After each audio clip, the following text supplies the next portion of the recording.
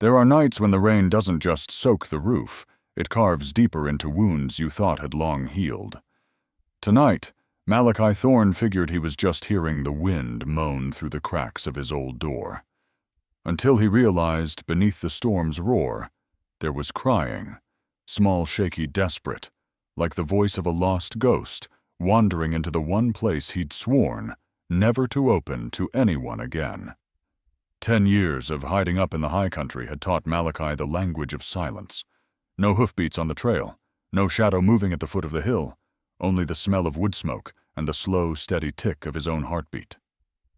He'd chosen this place for its loneliness, a wide, empty stretch big enough to bury a man's whole life if he wanted to forget. But tonight that crying didn't fade like a trick of the mind. It tangled with the whistle of the wind through the eaves, with the rifle-shot crack of thunder rolling down the valley. Malachi set his enamel coffee cup on the table. His calloused hand trembled not from cold, but from a feeling he hated, the sense that he was about to open the door and let the outside world in. He stood there a moment longer listening. Then he unlatched the door. The wind hit like a fistful of ice, carrying the smell of wet earth and snapped pine. In the warm lamplight spilling from inside, he saw a figure crumpled on the steps, small, folded in on itself. Her white dress a wrecked thing clinging to her like a drowned bird's feathers. A bride. The lace stuck to her skin like a second layer, soaked through, caked with mud, torn in places. The veil whipped sideways in the wind, plastering itself to the boards. Her breaths were short and shallow, fogging the night air in faint clouds. For a split second, Malachi thought she was gone already.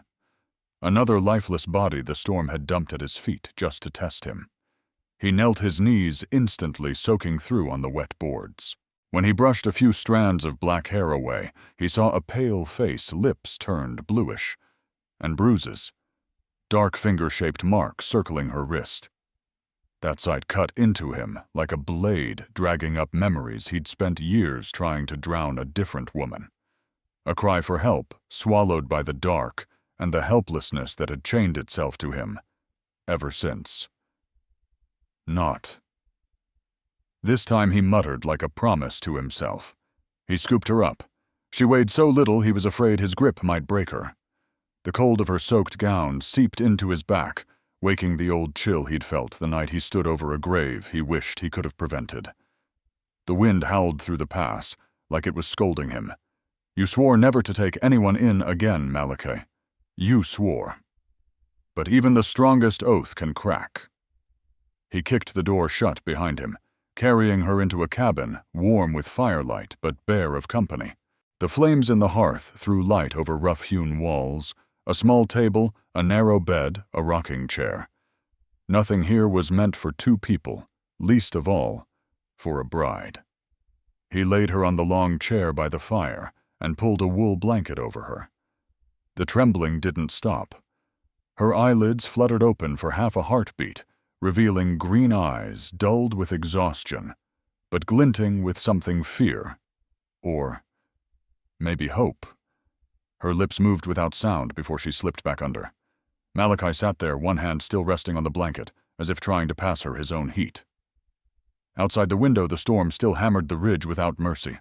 Inside him, another storm was brewing, not of wind and rain, but of memory. 10 years back, he'd carried a woman just like this, only that time he was too late. Far too late. Tonight felt like the past, come calling, dropping another fragile life into his hands, daring him to see if he'd fail again. Thunder rolled somewhere beyond the peaks, and Malachi knew one thing for certain. His hermit's life had ended the moment he opened that door. This bride hadn't just brought the storm in with her, she'd brought the ghosts he'd buried deep under the snows of the high country. She woke to find the fire burned down to a bed of glowing coals. The darkness in the cabin wasn't the kind that froze your bones like the mountain night outside it, was a thick, almost smothering warmth, like someone dragged you up out of the snow too fast. Malachi was still in the chair across from her, one arm draped over his knee, eyes fixed on her, like he hadn't blinked since carrying her in. It wasn't the look of curiosity or pity. It was the look of a man weighing what kind of trouble had just crossed his threshold. She pulled the wool blanket tighter around her shoulders, sitting straighter, eyes darting over the room like a bird fresh out of a trap ready to fly if she spotted a way out. Where am I? Her voice was hoarse, cracking between the words. Middle of nowhere, Malachi said, slow and deep, like every word had to fight its way through years of silence. My land, my rules. No one comes here unless they're lost. Or running. She didn't answer at first, but he could see it, the guarded stare of someone who's lived too long in fear. He knew that look because he'd seen it in his own reflection. Finally, she let out a breath that felt more like surrender than explanation. My name's Evangelene. I was supposed to get married today. He didn't ask to who or why, but she kept talking anyway, like she knew if she stopped now, she'd never get the rest out. It wasn't love. It wasn't my choice. She swallowed hard. Clayton Voss. The name landed in the room like a heavy rock dropped down a dry well. Malachi leaned back, eyes narrowing. There were names that could change the air the second they were spoken, and Clayton's was one of them. Clayton, he repeated, tasting the old bitterness behind it. She nodded, gripping the blanket tighter. My brother owes him money, more than we could ever pay. He said, the debt dies if I marry him. Her voice cracked. I ran. The truth hit him like a punch. A woman in a wedding dress on a stormy mountain night, not because she was lost, but because she was being hunted. Malachi knew Clayton Voss, not just as the richest man across 3 counties, but as the kind of predator who owned both guns and law. If he wanted someone gone, winter's deepest snow wouldn't hide them long enough. And now this girl, the one he'd just pulled off his porch, was exactly what Clayton was after. He didn't speak right away. Images flashed in his mind, nights watching Clayton crush lives without consequence, the rainy night he'd been too late to save Sarah Mitchell, and the years after when he'd buried himself in these mountains, convinced distance from people meant distance from pain. But looking at Evangelene now, her black hair still wet against her pale face, holding herself together with the thinnest thread of control, he knew one thing. If he turned her away, he'd be repeating the same failure that had been eating at him for 10 long years. He exhaled the sound heavy as old ashes. You know he'll come, and when he does, he won't knock twice. Her eyes flickered not just fear, but something he didn't expect. Hope. I know. I just didn't think I'd make it this far. Malachi stood and walked to the window, staring out into the black, where wind snapped wet leaves against the glass. In his reflection, he saw a man older than he'd ever planned to be, but his eyes still carried the dangerous glint of someone who'd once stood square between life and death. I let someone die once because I thought I couldn't beat him, he said quietly, half to her, half to himself. But tonight, he turned toward her, meeting her gaze. Tonight, I'm not letting it happen again. For the first time, she nodded not to agree, but to accept. Both of them knew that from this moment forward, they weren't just 2 strangers waiting out a storm under the same roof. They were allies bound by a common enemy, and by the need to set an old wrong right.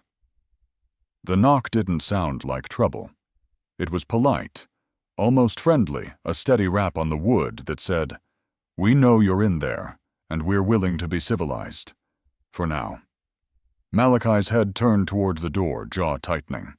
Evangelene froze where she sat, the wool blanket still around her shoulders, green eyes darting toward him. He didn't have to tell her who it was, some names you could hear without being spoken. He picked up the rifle, leaning against the wall, cradling it like a man who hadn't forgotten the weight of it, even after years of dust. "Stay here," he said, voice low but edged with command. "No matter what you hear, you don't move. Malachi, I promise me." Her lips parted, ready to argue, but the look in his steel-gray eyes stopped her cold. She nodded. "I promise." He stepped to the door, easing it open just enough to see the man outside. Clayton Voss sat on a glossy black gelding, like it was a throne, his expensive coat shedding rain, his hat brim dripping in the gray light. Behind him, 4 men on horseback waited their hands resting near their sidearms, not openly threatening, but not casual either. "Mr. Thorne," Clayton said, touching the brim of his hat in mock courtesy. "Apologies for the late hour. I'm looking for a young lady. She's unwell. Might have passed this way." Malachi leaned a shoulder against the doorframe, keeping his rifle angled just enough to be noticed. "Haven't seen anyone." "Of course," Clayton said, smiling like a wolf. "But you won't mind if my men take a look around. For her safety, you understand." One of the riders, a scarred man with eyes like dry riverbeds, was already swinging a leg over to dismount. "Actually, I do mind," Malachi said. "This is private land. You want to search it. You bring a warrant." Clayton laughed, the sound sharp enough to cut through the rain. "A warrant, friend, I own half the land this side of the range. Men like you exist because I allow it." The scarred man planted a boot on Malachi's porch, rain dripping off his coat. "Boss says, check the house." "I check the house. You take one more step," Malachi said, his voice low but hard as iron, "and you're not walking away from it." The man stopped. So did the air. For a long, heavy moment, the only sound was the rain. Clayton's eyes narrowed just slightly enough for Malachi to see the shift from charm to calculation. "I hear you used to be quite the lawman, Thorne." "Fair honest. Shame about how it ended. Your wife preferring the company of other men. Word is, that's why you ran off to hide up here." Behind the door, Evangelene heard every word. She expected Malachi to break anger, shame, maybe even step aside and hand her over to make the past go away. Instead, his grip on the rifle didn't waver. "Ancient history," he said. "And it doesn't change the fact. You're not coming in." Clayton smiled again, but there was no warmth in it. "The woman I'm looking for is my bride. She's confused, dangerous even, attacked me this very afternoon. You can see the scratches." Malachi's eyes flicked to the thin red lines on Clayton's face, and he recognized them instantly, not the work of madness, but the desperate fight of someone trying to get free. "She's not here," Malachi said again. "Then you won't mind proving it." The scarred man shifted forward. Malachi shifted the rifle higher barrel, lifting until it was centered on Clayton's chest. "I said no. What happened next could have gone bad fast, but the sound of hooves pounding up the trail broke the standoff. A single rider appeared through the curtain of rain, a young deputy coat-flapping badge glinting. "Mr. Voss, the deputy called sheriff, says you're needed in town. Urgent. Blackwood mine situation." Clayton's jaw twitched. For a moment, Malachi thought he might push it anyway, but after a long pause, he gathered his reins. "This isn't over, Thorne. That woman belongs to me. I always collect what's mine." "She doesn't belong to anyone," Malachi replied. "And if you come back, bring more men." Clayton's smile tightened. He turned his horse, signaling his men. The 5 riders melted into the rain. Malachi stayed on the porch until the sound of hooves faded. Only then did he lower the rifle. When he turned back inside, Evangelene was standing, blanket slipping from her shoulders. She searched his face for something weakness, a crack in his resolve, but found none. And in that moment, something in her shifted. The man who'd been a stranger hours ago had just stood down, Clayton Voss himself, for her. For the first time since the storm began, she let herself believe she might be safe. The door shut against the dying rain, leaving only the crackle of firewood and the heavy rhythm of their breathing inside the cabin. Evangelene still stood where she had been, her green eyes wide, her blanket slipping loose around her shoulders. She was staring at Malachi as though trying to reconcile the reclusive cowboy before her with the man who had just stood firm against Clayton Voss on the porch. Malachi set the rifle on the table. His hands didn't shake, but his eyes carried a weight darker than any storm. He turned away from her as if afraid his gaze might reveal what he'd spent years burying. "You're not afraid of him?" Evangelene asked, her voice still edged with disbelief. He didn't answer at first. He poured coffee into a chipped enamel mug, but didn't drink. He just watched the steam curl up into the shadows. afraid I know him well enough to know I should be. But fear never saved anyone. Her brows knit. You talk like you've seen him do this before. Malachi gave a short, bitter laugh, the sound like a shovel breaking frozen ground. He turned back toward her, the firelight cutting deep into the hard lines of his face. There was a girl, Sarah Mitchell, 19 years old, nothing but a smile in her eyes and small dreams of a family. Evangelene's breath caught. From the way he said the name, she knew there would be no happy ending. Malachi braced a hand on the table, voice dropping low, gravel rough with memory. Her father owed Clayton money. Not much, but enough for him to tighten the noose. He told her to marry him or watch her family lose everything. I met her down in a border town. She came to me, begging for help. I can still see her eyes wild with fear. I swore I'd find a way. The fire snapped in the hearth, mocking the promise he hadn't kept. But I was nothing compared to him. Just a drifter with an empty pocket and a gun slower than his hired hands. I went to the law. I thought justice still meant something. His throat closed for a moment. A week later, they pulled Sarah out of the river. Bruises on her wrists, on her throat. Everyone knew what had happened. Evangelene covered her mouth, fighting down the sound rising in her chest. Malachi's hand tightened around the mug until his knuckles went pale, like he might crush it. They called it suicide. The files disappeared. Witnesses disappeared. Clayton bought more land, built another house. And me, I lost my faith. And my soul along with it. He dropped into a chair, his weathered face shadowed by ghosts. That's when I left. Walked away from town, from the last shreds of honor I had. Came up here where nobody knocks on my door, where nobody asks me to protect them, where nobody dies because they trusted me. Silence swallowed the room. Evangelene looked at him, not as the mysterious hermit cowboy anymore, but as a man carrying a crime carved into his conscience, punishing himself with solitude. Softly she said, "And now, here I am. Another woman. Running from Clayton." Malachi lifted his head, his eyes meeting hers. She could see the storm behind them, one part of him wanting to send her away before history repeated the other part, unable to stomach turning his back a second time. He drew a long breath as if swallowing down 10 years of bitterness. Some promises die, but some debts you never get to walk away from. I don't know if this time will be any different, but I know this much: I won't just stand by again.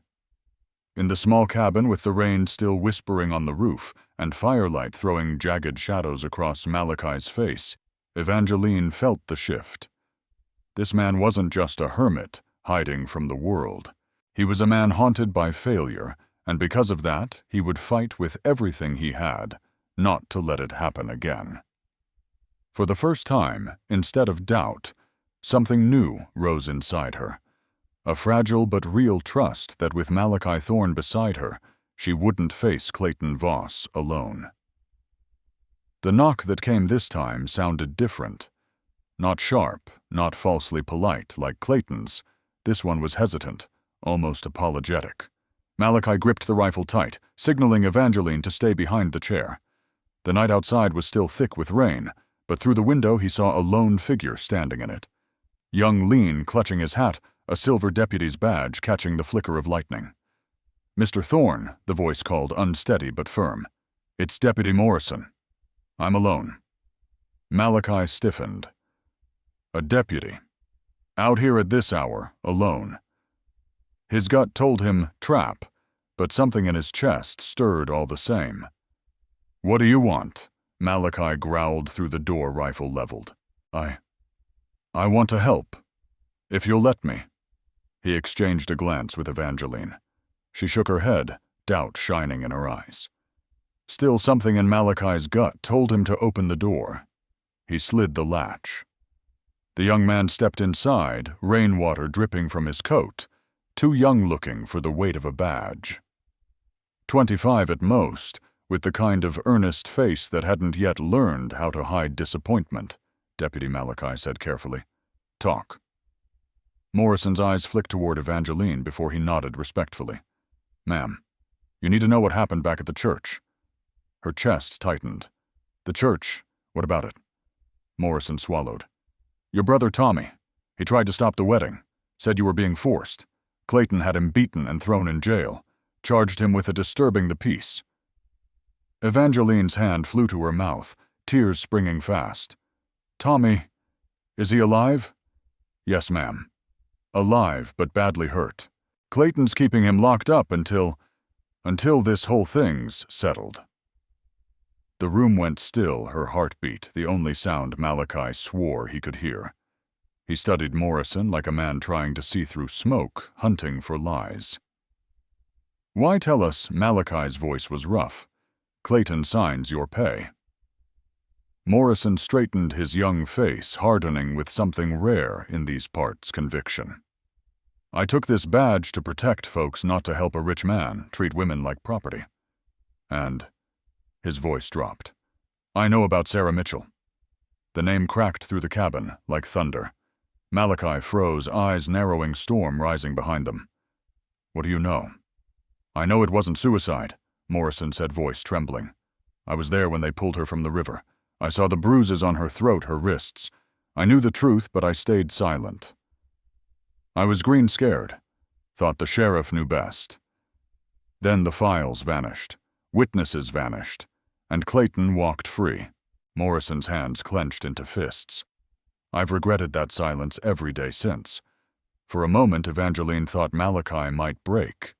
But instead of anger, something else moved in him, like the crushing weight of his guilt had finally found a second shoulder to rest on.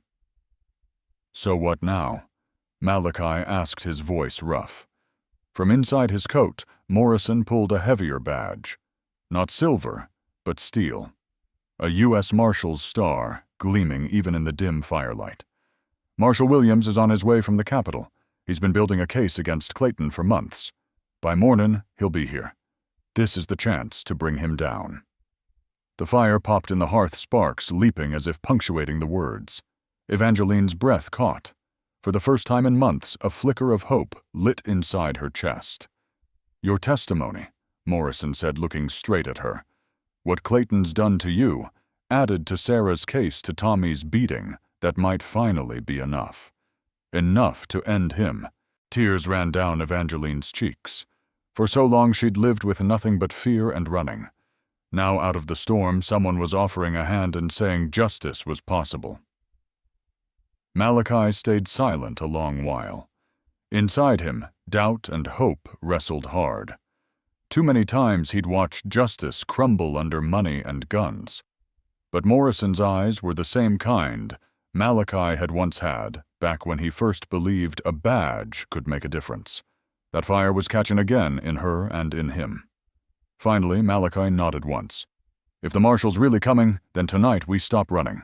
Tonight we prepare to fight." Evangelene stared at him, her heart hammering. The haunted look was gone from his eyes, replaced with steel resolve. And in that moment she knew, when dawn broke, it wouldn't just bring daylight. It might just bring justice. Dawn broke gray and cold, the kind of morning that felt more like steel than sunlight. Malachi stood at the window, coffee cooling in his hand-eyes, scanning the mist that crept through the pines. He didn't need long to see them coming. A dozen riders emerged through the fog, their formation wide, practiced men who knew how to surround and burn out prey. Clayton rode at the front, his fine coat catching the pale light, his horse's hooves cutting the wet earth with the patience of a man who already believed the fight was won. "They're here," Malachi muttered. Evangelene joined him at the window, her breath fogging the glass. She wore the plain shirt and trousers he'd given her the night before, clothes that had once belonged to another life, another woman. Yet somehow they made her look stronger, like she had shed the wedding shroud Clayton forced onto her. Her hands trembled, but she did not step back. Malachi checked the rifle, his motions calm, but rigid. "Morrison's on the ridge," he said. "If it goes bad, he'll try to get word to the Marshal." "And if it goes well?" Evangelene asked. He slid a bullet into place with a soft click. Then maybe justice finally means something again. The riders halted at the edge of Malachi's land. Clayton dismounted with deliberate ease, brushing his gloves together, as if the morning chill was his only concern. The men behind him fanned out rifles resting loose across their saddles' eyes, sharp. Thorne Clayton called his voice carrying across the clearing. "We need to talk." Malachi stepped onto the porch rifle held easy but ready. Evangelene, against his warning, followed him. He could feel her fear, see it in the slight quiver of her frame, but she didn't fall back. "I'm listening," Malachi said. Clayton spread his arms wide, mock-friendly. "Simple trade. The girl for her brother. You hand her over, Tommy goes free, and you get to keep this quiet little life of yours." And if I refuse, Clayton gestured lazily at the circle of armed men, "then we burn this place to the ground and sort through the ashes for what's left." The air was thick every second, stretching thin as wire.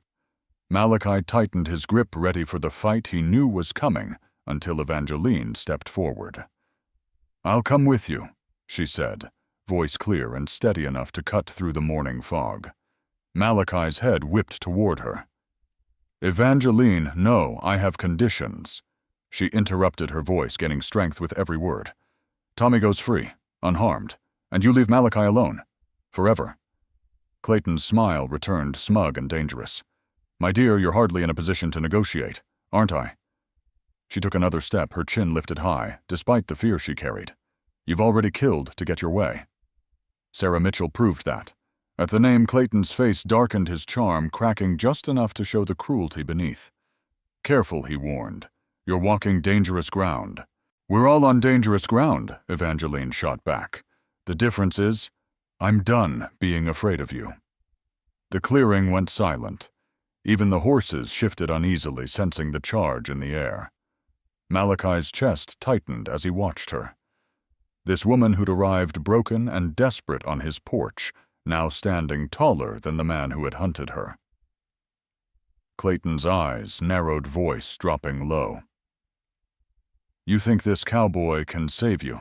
He'll die for you, same as the others who got in my way." Evangelene didn't flinch. For the first time since the storm began, she wasn't hiding behind anyone. Her gaze was locked on Clayton's, unblinking, unyielding. Malachi felt something shift in him too. Guilt giving way to resolve, solitude giving way to solidarity. He moved closer, rifle angled just enough to remind Clayton this wasn't a parley, it was a standoff. The air between them was ready to snap. One wrong move, one twitch, and the morning would explode into gunfire. And then hoofbeats. From the opposite ridge, a new thunder rolled in. More riders, but these didn't ride with Clayton's swagger. Their badges caught the pale sun like small bursts of fire. The U.S. Marshal had arrived. For the first time, Malachi saw something flicker in Clayton's face that wasn't arrogance. It was calculation, shading into unease. The standoff had shifted. The ultimatum he thought was his to deliver now belonged to the law. The clearing froze when the Marshal's men crested the ridge. 6 riders in federal coats, stars pinned to their chests, rifles ready. At their head sat Marshal Williams, his face carved by years of chasing men who thought money could outgun justice. His voice carried like a gavel slamming down in a courtroom. "Clayton Voss," he called, steady and cold. "By authority of the United States government, you're under arrest. Charges the murder of Sarah Mitchell, conspiracy to commit murder, extortion, and trafficking in human lives." The words cut through the fog like steel. For the first time, Clayton's men shifted uneasy in their saddles. Their boss was untouchable in Nevada towns, but federal law was another matter. Clayton's smile didn't quite hold. "Marshal Williams," he drawled, tipping his hat as if greeting an old acquaintance. "Bold of you to ride into my valley with so few men. You must think the law carries more weight than bullets." "It does today," the Marshal answered. Malachi felt Evangelene tense beside him. She gripped his sleeve, her fear fighting with hope. For months she had known only running, only hiding. Now someone had spoken the words she hadn't dared dream. "Clayton Voss, you are under arrest." But Clayton wasn't done. His hand hovered near the pearl-handled revolver at his hip. "You have no proof," he said louder now, so his men could hear. "Just the lies of a runaway bride and a washed-up cowboy hiding in the hills." Marshal Williams raised a hand and Morrison rode down from the ridge to join him, his young face pale but resolute. "We've got Deputy Morrison's testimony, the lady's statement, and 3 months of federal investigation," the marshal said. "That's proof enough. You'll stand trial." Clayton's face hardened, the charm stripped away. "Trial men like me don't stand trial. We write the verdict." His hand moved. Faster than thought, the revolver cleared leather. But before the hammer could fall, 2 rifles cracked as one, Malachi's from the porch, Morrison's from the ridge. Clayton jerked in the saddle, eyes wide with shock. The bullet tore him back, his revolver firing wild into the mud. His horse reared, and Clayton Voss, the man who had bought and beaten half the territory, crashed down into the dirt. Gunfire erupted sharp and brutal. Clayton's men fired on instinct, but the marshal's riders were trained and ready. Smoke filled the clearing. Horses screamed, bullets splintered wood off Malachi's porch. Malachi fired again, dropping the scarred brute who had tried to force his way in the night before. Evangelene crouched low behind the rail, hands clamped over her ears, her body shaking. But she kept her eyes open, watching Malachi stand where no one else ever had. It lasted less than a minute. Then silence fell thick as the smoke drifting through the gray morning. A few of Clayton's men lay groaning in the mud, the rest with hands raised. Rifles dropped. Marshal Williams swung down from his horse boots, splashing in the muck. He glanced at Clayton's body, lifeless face, half buried in the dirt. "That empire's finished," he said flatly.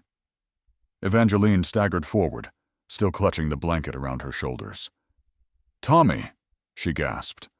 "Where's my brother Morrison?" Was already moving. "He's in the jailhouse back in town. Shackled, beaten, but alive. I'll see to his release." At the words "alive," Evangelene's knees gave way.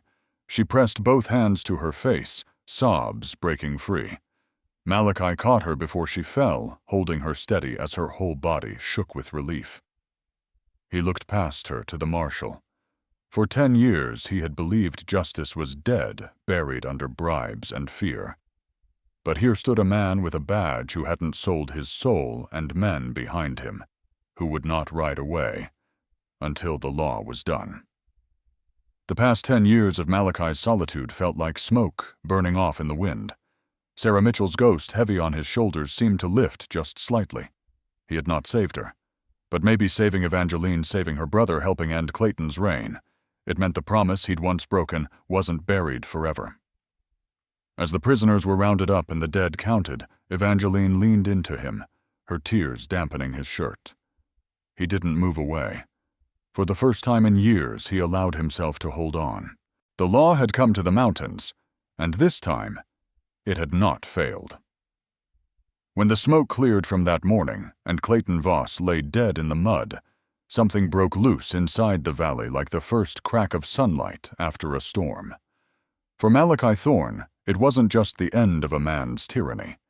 It was the end of 10 years of silence, guilt, and self-imposed exile. For Evangelene, it was more than survival. It was reclaiming her life, her voice, her right to choose. The days that followed were filled with the dust of rebuilding. The marshal's men hauled Clayton's surviving gun hands to the territorial capital, and the sheriff who'd sold his soul for bribes was put in irons. Tommy, battered but alive, walked free with his sister's arms wrapped tight around him. Morrison, the young deputy who had once been silent, now carried himself with a new kind of pride. Justice had come, and for once it had stayed. But the real story was not written in court records or reports. It was written in the quiet evenings on Malachi's porch, where Evangelene sat with a cup of coffee, watching the sun drop behind the ridges, knowing she was no longer hunted. It was written in the sound of Tommy's laughter, still sore from bruised ribs, but alive, teasing his sister, as though he hadn't come within a hair of being lost. And it was written in Malachi's eyes, which no longer carried only shadows, but something warmer, lighter, something he hadn't dared let himself feel for a decade. They did not fall in love overnight. America does not tell easy stories, and the West never gives anything without asking a price. For months they worked side by side, patching fences, nursing Tommy back to health, traveling into town, to help rebuild trust in a community long afraid of Clayton's reach. Malachi still kept his distance at times, retreating into silence when the weight of Sarah Mitchell's memory came pressing back. Evangelene, too, carried her scars, flinching when a door slammed too loud or a man raised his voice too sharply. But slowly, like spring grass pushing through hard ground, they began to heal. Malachi found himself listening when Evangelene laughed, realizing how long it had been since his cabin had known the sound of another's joy. Evangelene found comfort in Malachi's quiet strength, a steadiness that anchored her when fear threatened to drag her down again. By the time 6 months had passed, the valley was no longer haunted by Clayton Voss. Instead, it was alive with new beginnings. Folks in town whispered that Malachi Thorne, the hermit cowboy who had once turned his back on everyone, was seen more often now riding beside a dark-haired woman with green eyes. And when word spread that they were to be married, the same church that had once been a place of terror for Evangelene became the place of her choosing. It was a simple wedding. America in those days did not dress its weddings in lace and riches unless you had more gold than sense. The pews were filled with townsfolk who had once been too afraid to stand against Clayton. Tommy walked his sister down the aisle, still limping a little, but smiling with pride. Morrison stood near the front, his badge polished his chin high, and Malachi, who had sworn 10 years ago never again to trust, never again to love, stood waiting. His broad frame filling the church doorway, steel-gray eyes softened by something no bullet could ever break. Evangelene did not walk in fear this time. She walked in freedom. Each step on the worn wooden floorboards was her own, chosen not for debt or survival, but for love. She met Malachi at the altar, her hand steady in his, her voice clear as she said the words that once had been forced in her throat. "I do." And this time, it was real. The townsfolk cheered not just for a wedding, but for a victory over the darkness that had hung over their valley. In a land where too often the strong took what they wanted, and the weak were left with silence. Here was a story of 2 broken souls who had chosen each other, and in choosing, had found a reason to fight for more than survival. Afterward, Malachi and Evangelene stepped out into the sunlight, husband and wife.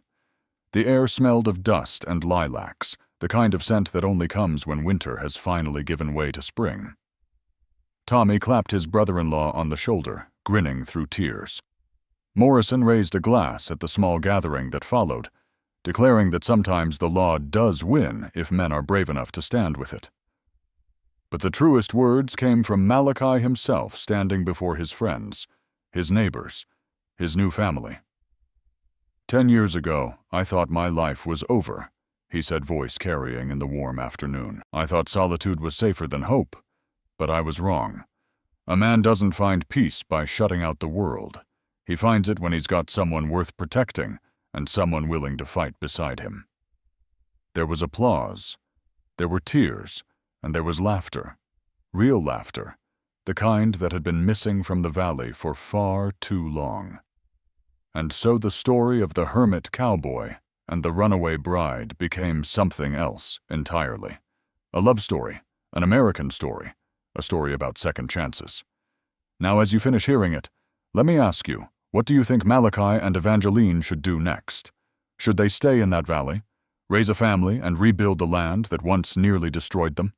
Or should they ride further west, chasing the promise of a horizon untouched by old ghosts?